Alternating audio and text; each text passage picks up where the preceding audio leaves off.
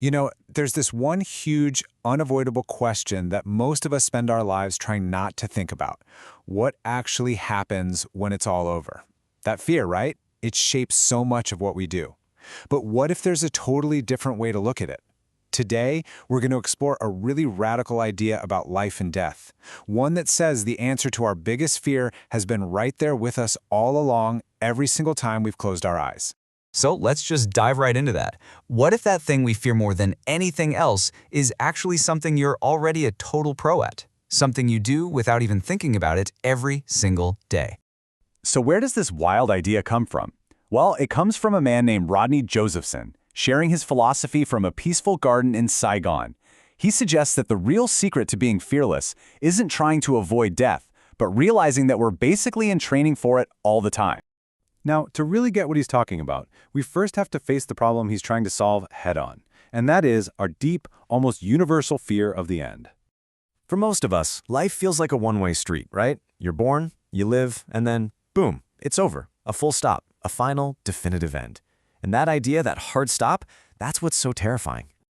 But what if that one-way street is actually more like a roundabout? What if the end isn't an end at all, but just another turn on a road you've already been down thousands of times? That's the core idea we're going to unpack right now. So, how does this actually work? Well, it all starts with phase one, and it's something super simple, something we can all relate to. Just taking a nap. In this view, a nap is way more than just a quick rest. It's like a mini transition, a little reboot.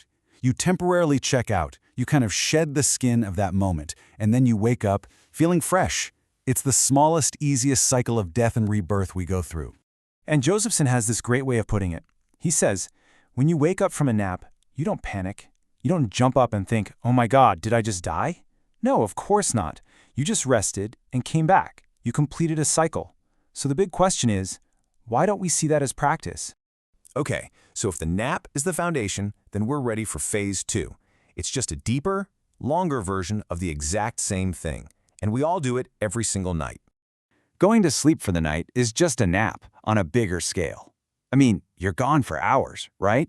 You might be dreaming, visiting other worlds, but at its core, the process is identical. A temporary exit, a rest, and then a return. And Josephson makes this really funny point. Just imagine if we treated going to sleep like we treat death. Nobody freaks out when someone goes to bed, even if they're out cold, stiff as a log. We don't get all emotional and start crying, right? We just accept it, because we know they'll be back in the morning. And that really forces you to ask a tough question. If we're so totally comfortable with these daily mini-deaths, these little transitions, then why does the idea of the permanent one fill us with so much dread? What's really the difference, other than how long it lasts? And that question, it leads us right to the final, most profound phase. This is where all that practice is supposed to pay off. This is the big sleep. And here is the absolute punchline. Death isn't some strange, terrifying, one-time event. It's just the final level of a skill you have been mastering your entire life. Every nap, every night. It's the grand transition, not a final stop sign. This is the core of the whole philosophy. He says it plainly. You don't die, brothers and sisters. The idea is that the spirit, the real you, is eternal. It doesn't just stop. What we call death is just moving on to the next phase in a never-ending cycle. To make it more concrete, Josephson uses this powerful metaphor. He says it's just like a final change of your bodily clothes. Your physical body might wear out, sure, but the spirit, the real you, just moves on. Kind of like how you get up and put on fresh clothes in the morning. So what does this all add up to? Well, it's not just a cool idea to think about. It's a practical guide, a way to actually overcome our deepest fear. So here's the whole system laid out. You've got the small cycle, the nap, the medium cycle, nightly sleep, and the large cycle, the big sleep. They're all the same process, just playing out on different scales. And the idea is, fear comes from forgetting they're all connected. Peace comes from remembering. So the big takeaway here is really empowering. You don't need to learn some new special skill to face death without being afraid. You just have to realize you already have the skill. You've successfully made thousands and thousands of these transitions. You're already an expert. And so I'll just leave you with this final thought.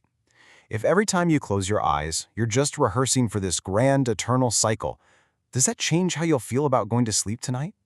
What if your rest isn't an escape from life, but actually practice for its continuation?